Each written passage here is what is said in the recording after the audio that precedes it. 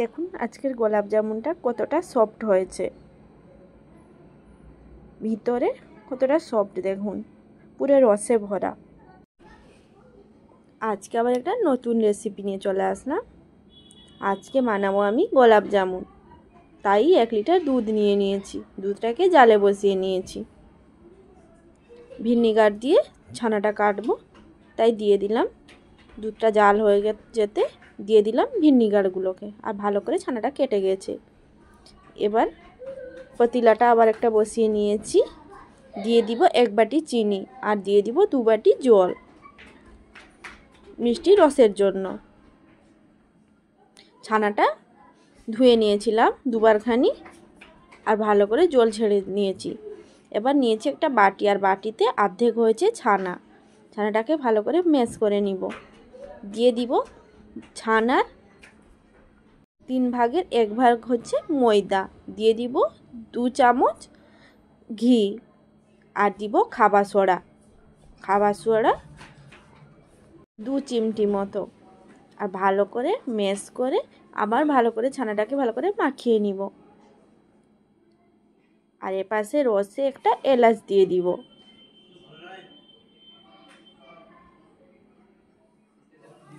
এবার ছানাটা ভালো করে মাখা হয়ে গেছে, দিয়ে দিব 2 চামচ চিনি, দিয়ে আর একটু ভালো করে মেখে এবার লেচি করে নিব গোলাপ জামুনের জন্য। ভালো করে মাখা হয়ে গেছে আমার।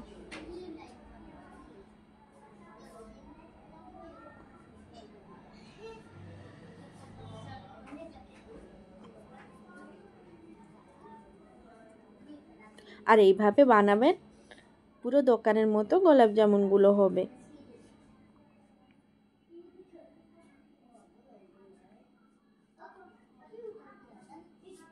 আর এ পাশে রসে দিয়ে দিব 1 চামচের মতো গোলাপ জল। আর রসটা আমার রেডি হয়েছে, দেখুন একটা ক্রিম ভাবের মতো, বেশিও ঘন করব না।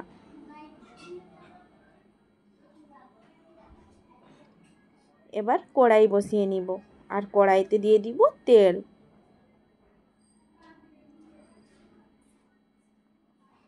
আর হালকা গরমেই আমি দিয়ে দিব মিষ্টিগুলোকে ভাজার জন্য।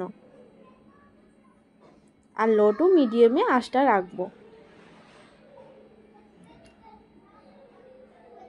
8 মিনিট খানি লাগবে মিষ্টিগুলো ভাজা হতে।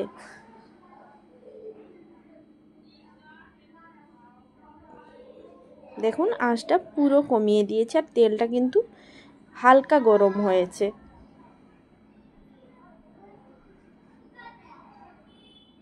এবার কিন্তু মিষ্টিগুলোকে আমি নাড়বো না।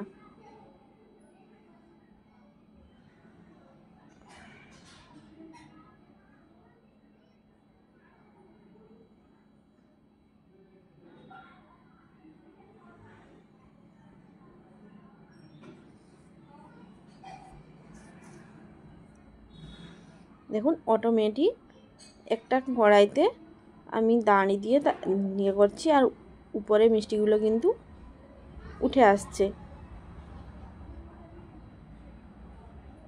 আর মিষ্টিগুলো এইভাবেই আমি ভেজে নিব 7 থেকে 8 মিনিট।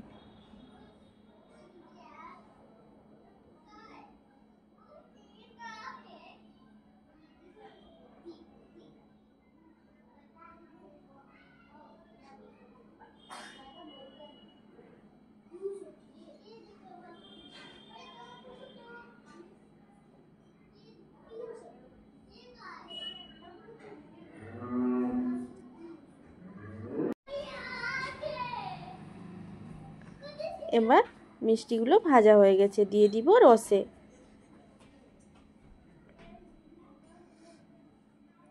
দেখুন রসগুলো ঢুকে গেছে মিষ্টির ভিতরে। আপনাদেরকে একটা কেটে দেখাচ্ছি কতটা সফট হয়েছে।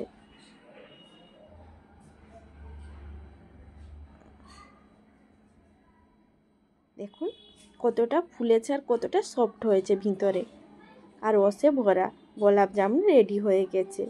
ভিডিওটা যদি ভালো লেগে থাকে লাইক শেয়ার কমেন্ট করে দিবেন। আবার একটা নতুন ভিডিওর সঙ্গে।